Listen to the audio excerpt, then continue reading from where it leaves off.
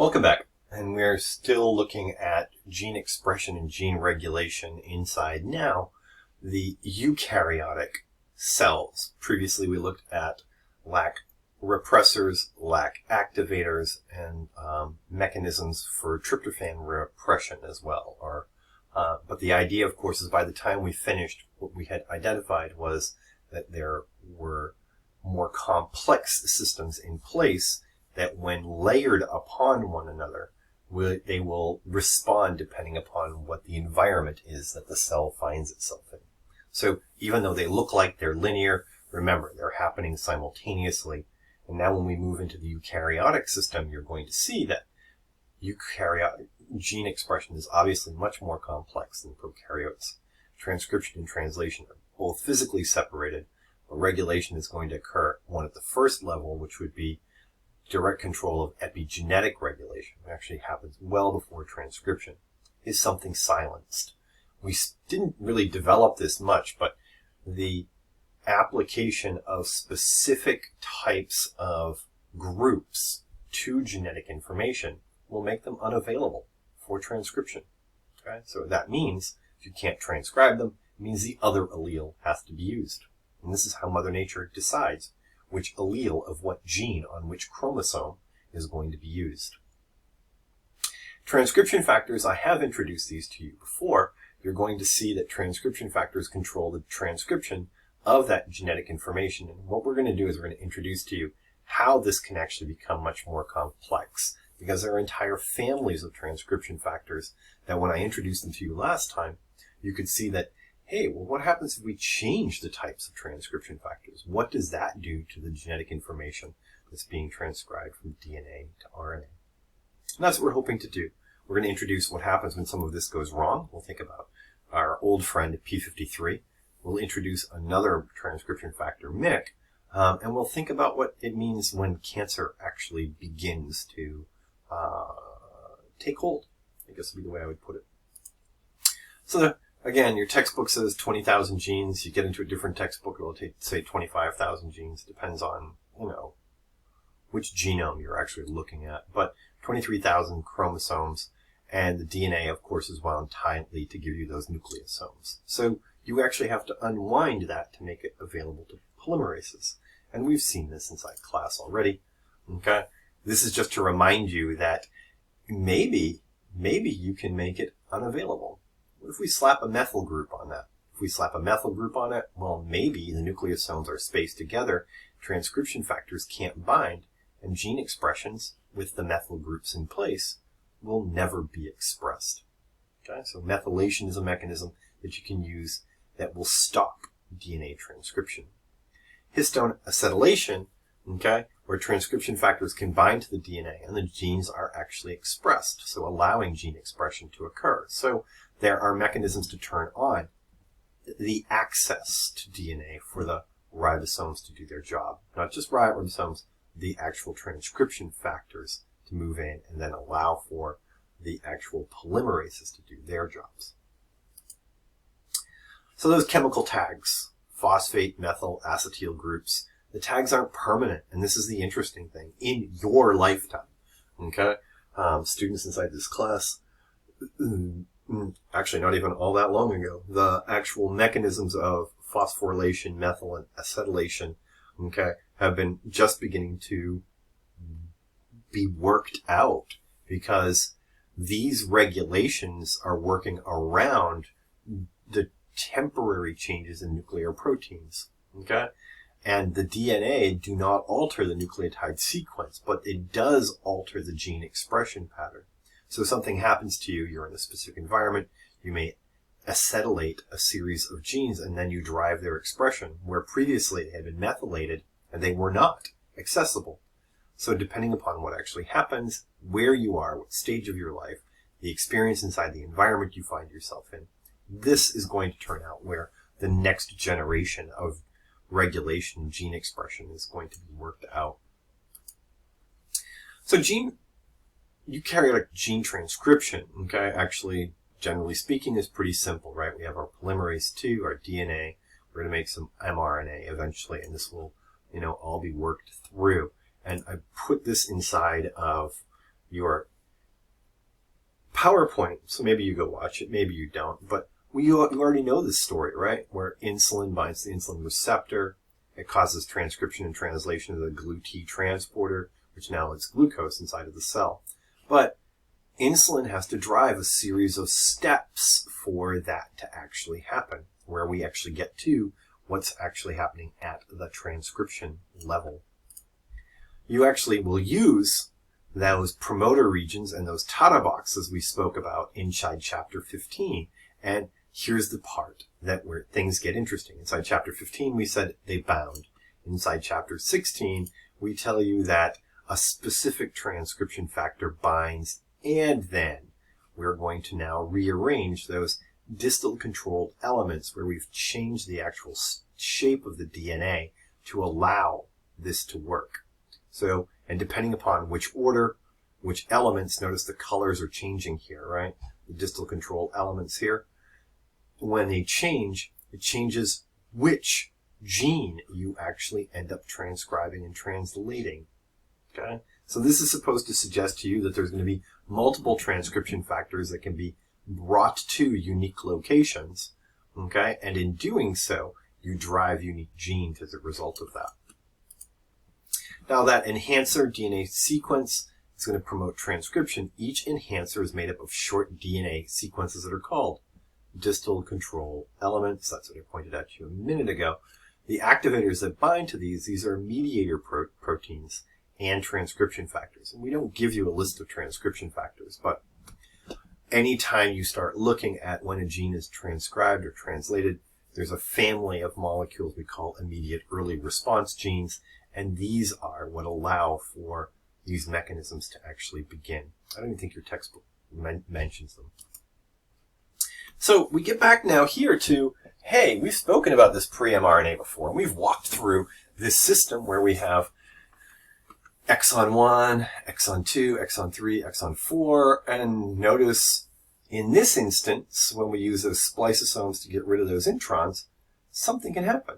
We can have alternatively spliced sequences, and this, of course, occurs inside the nucleus, and this will give us alternative mRNAs, which means we're going to get alternative structured proteins from the same gene that gave us that first pre-mRNA.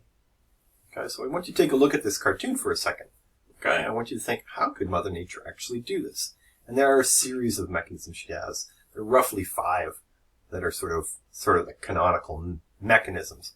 So when you think about, how it is you can drive proteins that are similar and have somewhat similar functions, this is how she does it. One, we can use exon skipping. You can use mutually exclusive exons. You can have alternative 5' donor sites and alternative 3' acceptor sites. And then you can actually maintain an intron. And this is more for FYI than it is anything else. I may ask what the purpose of alternative splicing is on an exam, or maybe the numbers of basic molecules. But, the real idea here is, do you have this conception of the combinatorial possibilities of one gene on one chromosome and another gene on another chromosome, depending upon if the epistatic mechanism has been released or applied, where you could actually end up with multiple variations of any one gene inside of a cell. So at the end of the day, though, we need to make sure this stays stable, and you're going to notice that later we still have our 5' cap, we have our 5' UTR. Here are those exons regardless of the way that we shuffled the exons around, but the 5' cap, okay, prevents degradation of the transcript, number 1, and number 2, the poly-A tail prevents the degradation as well. And these RNA binding proteins, their job, okay, influences the stability, and they can increase or decrease the length of time mRNA is actually present inside of the cytoplasm. The cytoplasm is full of these enzymes that are called ribonucleases, and those ribonucleases are continually breaking down RNA structures by decorating an mRNA you can maintain the time that it might actually find, or increase the amount of time it might use to find a ribosome, a small subunit. Okay, so let's switch gears a little bit here. Why would Mother Nature go to all of this work? Well, she goes to all of this work because sometimes proteins that are being made might not be made properly, or through changes that can alter epigenetic accessibility, we can actually now change the resulting expression patterns.